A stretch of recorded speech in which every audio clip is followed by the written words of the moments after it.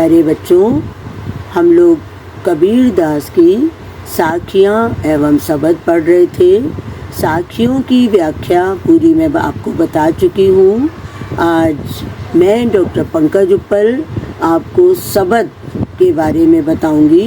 कबीर दास जी द्वारा रचित शब्द में कबीर दास जी ने बताया है कि मनुष्य ईश्वर को कहाँ कहाँ ढूंढता फिरता है, लेकिन वो तो उसके अंदर ही है अथवा प्रत्येक व्यक्ति की श्वास में ही समाया हुआ है। तो स्टार्टिंग ये हुई है, मोको कहाँ ढूंढे बंदे, मैं तो तेरे पास में। कबीर दास जी कहते हैं कि मोको कहाँ ढूंढे बंदे। मोको शब्द यहाँ ईश्वर के लिए आया है। मोको कहाँ ढूंढे बंदे, हे मनुष्य तू मुझे कहाँ कहाँ ढूंढता रहता है। मैं तो तेरे पास में, मैं अर्थात ईश्वर तो तेरे पास में ही बसा हुआ है।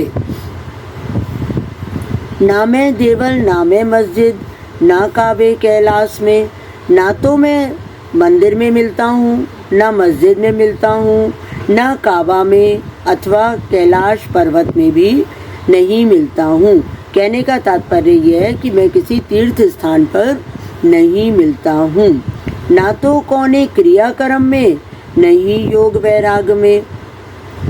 मैं किसी आडंबर युक्त क्रिया कर्म से भी प्राप्त नहीं होता, जो मुझे सच्चे नहीं योग वैराग में, और ना ही योग और वैराग के द्वारा मैं प्राप्त होता हूँ। खोजी होए तो तुरते मिलियो, पल भर की तलाश में। कवि कहता है कि जो मुझे सच्चे मन से खोजता है, खोजी होए तो तुरते मिलियो, जो मुझे सच्चे मन से खोजता है उसे मैं क्षण भर की तलाश में ही मिल जाता हूँ। कहे कबीर सुनो भई साधो, सब सांसों की श्वास में। अंत में कबीर दास जी कहते हैं कि हे सज्जनों सुनो, मैं तो हर प्राणी की प्रत्येक सांस में समाया हुआ हूँ। यदि मुझे खोजना है तो अपने मन में ही खोज लो। तो प्रारंभ में ही हमने आपको बताया था कि मोको शब्द ईश्वर के लिए आया है और तेरे शब्द मनुष्य के लिए प्रयोग किया गया है।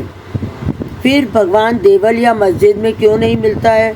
तो देवल या मस्जिद या मंदिर या मस्जिद जैसे किसी आडंबर युक्त स्थान विशेष पर वो नहीं रहता, वो तो हर प्राणी में समाया हुआ है, इसीलिए मंदिर मस्जिद में वो प्राप्त नहीं होता। अब है कौने क्रिया कर्म में, तो इससे क्या तात्पर्य है? इससे तात्पर्य है कि जिन्हें मनुष्य ईश्वर को पाने के लिए करता है, विभिन्न क्रियाकलाप या आडंबर युक्त क्रियाएं करता है, ईश्वर की प्राप्ति में उसी का वर्णन यहाँ पर किया गया है। अलंकार अनुप्रास अलंकार है कौने क्रिया कर्म में, है ना। और सब श्वासों की श्वास में भी अनुप्रास अलंकार है। इस पद के माध्यम से कवि ने ईश्वर को अपने ही अंदर खोजने पर बल दिया है। कवि ईश्वर को धार्मिक स्थानों का वासी ना कहकर मनुष्य को अपने भीतर ही खोजने के लिए प्रेरित कर रहा है। इजी है, उसमें ऐसा कुछ अलग सा अर्थ नहीं है।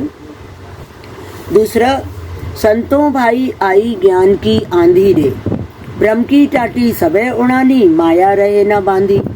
कबीर दास जी यहाँ पर ज्ञान का महत्व बताते हुए कह रहे हैं, हे संतों आई ज्ञान की आंधी रे, ज्ञान की आंधी आ गई है, भ्रम की टाटी सबे उड़ानी, और उस ज्ञान की आंधी के प्रभाव से भ्रम का आवरण उड़ गया है।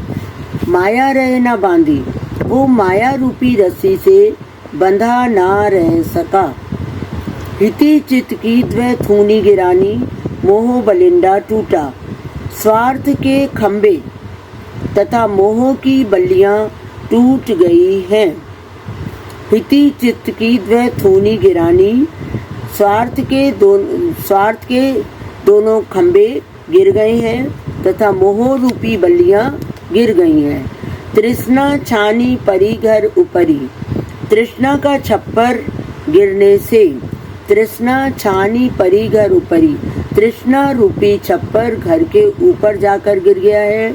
कुबुद्धि का भांडा फूटा और कुबुद्धि के सभी बर्तन फूट गए हैं, या कुबुद्धि रूपी बर्तन फूट गए हैं। जोग जुगति करी संतो बांधी, संतों ने योग साधना के उपाय से, योग जुगति मीन्स योग साधना के उपाय से नए मजबूत छप्पर को बनाया, जिससे निरचु चुवे ना पानी, तनिक भी पानी नहीं टपकता है। कूड़ कपट काया का निक्ष्या, संतों ने जब प्रभु का मर्म जान लिया तो उनकी शरीर का कूड़ा कचरा सब निकल गया, अर्थात शरीर निष्कपट हो गया। हरि की गति जब जानी, इस ज्ञान रूपी आंधी के फलस्वरूप जब प्रभु भक्ति की जो वर्षा हुई, आंधी पीछे जो जल बूठा प्रेम हरि जल बीना।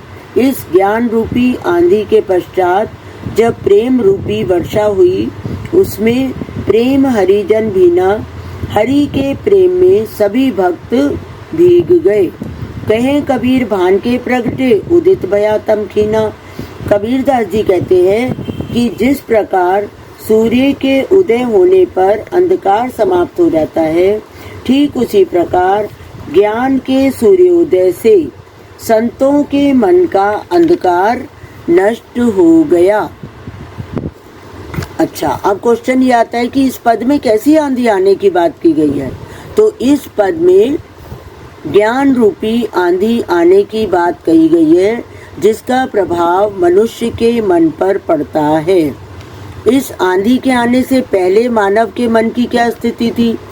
इस आंधी के आने से पहले मानव का मन अनेक प्रकार की सांसारिक विषय वासनाओं में लिप्त था, जिससे उसके मन पर भ्रम का पर्दा पड़ा हुआ था।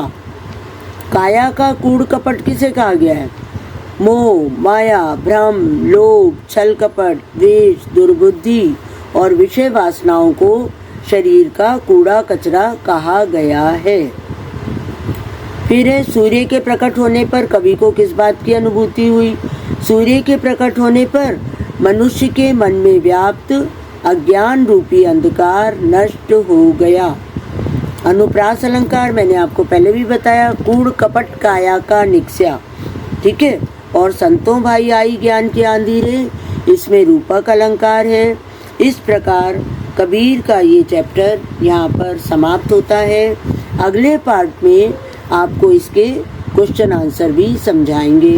Bye bye.